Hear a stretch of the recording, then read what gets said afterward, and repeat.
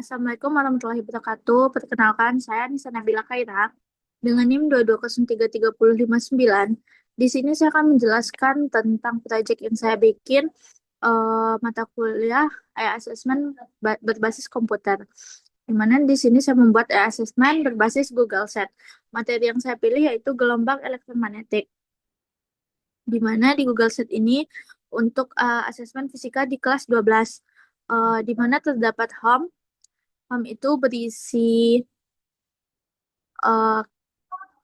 berisi kata-kata selamat datang di website asesmen gelombang elektromagnetik, di mana terdapat kata pengantar, deskripsi asesmen, petunjuk penggunaan e-assessment, capaian pembelajaran, tujuan pembelajaran, kisi-kisi e-assessment itu tersendiri, dan identitas penyusun. Di mana yang pertama kita lihat kata pengantar, tinggal diklik kata pengantarnya.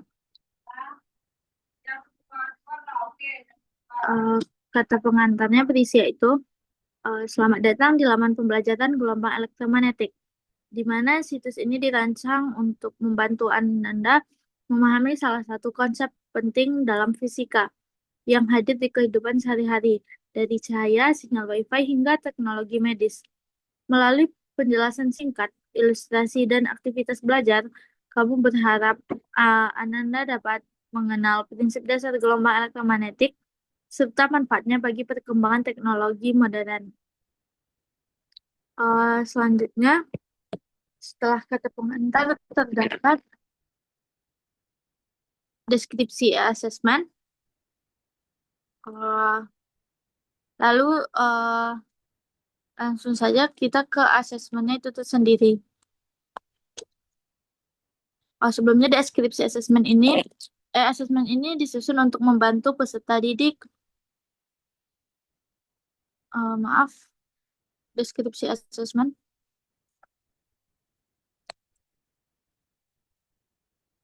Di mana deskripsi asesmen ini tersendiri. Asesmen ini disusun untuk membantu peserta didik mengevaluasi pemahaman mereka terhadap materi gelombangan elektromagnetik yang disingkat dengan GAME secara mandiri, interaktif, dan menyenangkan. Melalui berbagai bentuk soal, mulai dari pengetahuan dasar hingga penerapan konsep, peserta didik dapat mengukur sejauh mana mereka memahami elektromagnetik, sifat-sifatnya, spektrum elektromagnetik, serta pemanfaatannya dalam kehidupan sehari-hari. Asesmen ini dirancang dengan tampilan yang sederhana namun informatif, sehingga mudah diakses dan digunakan di berbagai perangkat laptop maupun komputer. Setiap soal bertujuan untuk hanya menguji hafalan, tapi juga merangsang kemampuan berpikir kritis, pemecahan masalah, dan penerapan konsep pada situasi nyata. Dengan mengikuti asesmen ini, peserta didik diharapkan mampu mengetahui bagian materi yang sudah dikuasai maupun yang perlu ditingkatkan, serta mendapatkan pengalaman belajar yang lebih bermakna dan menyenangkan. Nah, langsung saja di sini kita masuk ke asesmen yang pertama. Di sini asesmen yang saya bikin terdapat 4 pertemuan. 4 pertemuan. Yang pertama tuh tentang jenis-jenis gelombang elektromagnetik, lalu spektrum. Yang pertama itu tentang penambatan gelombang elektromagnetik, lalu spektrum gelombang elektromagnetik dan energi gelombang elektromagnetik, lalu yang terakhir pemanfaatan gelombang elektromagnetik. Di sini saya akan menjelaskan tentang pertemuan yang pertama, tentang penambatan gelombang elektromagnetik.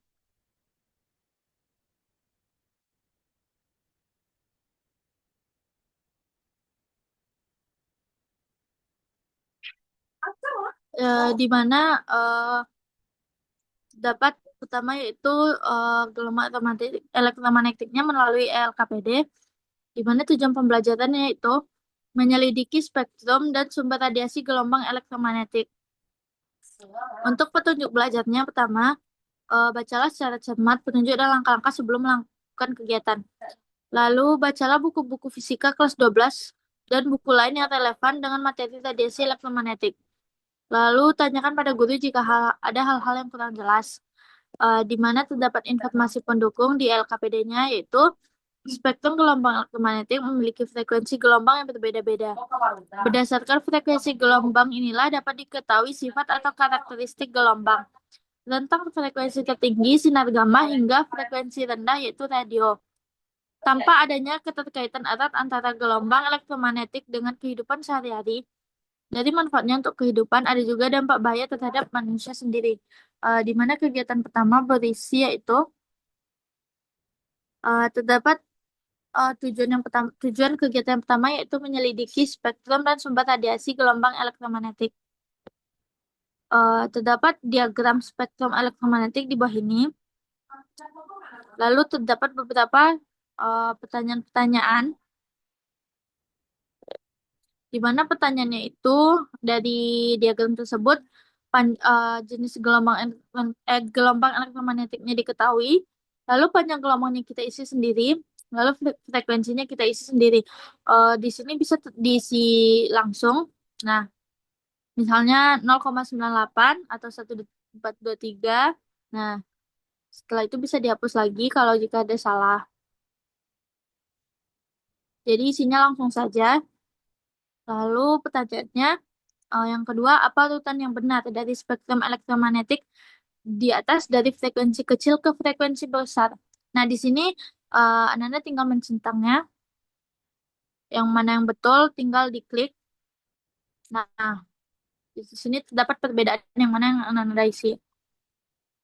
Lalu, pertanyaan yang ketiga, bagaimana hubungan panjang gelombang spektrum elektromagnetik dengan frekuensinya? Nah, di sini juga bisa diisi langsung hubungannya apa. Lalu, apa kaitannya jika semakin besar frekuensi, maka panjang gelombangnya semakin apa? Lalu sebaliknya, semakin kecil frekuensi, maka panjang gelombang semakin apa? Silakan diisi langsung. Nah, di sini terdapat soal yang kedua yaitu tuliskan sumber dari masing-masing spektrum gelombang elektromagnetik pada tabel berikut.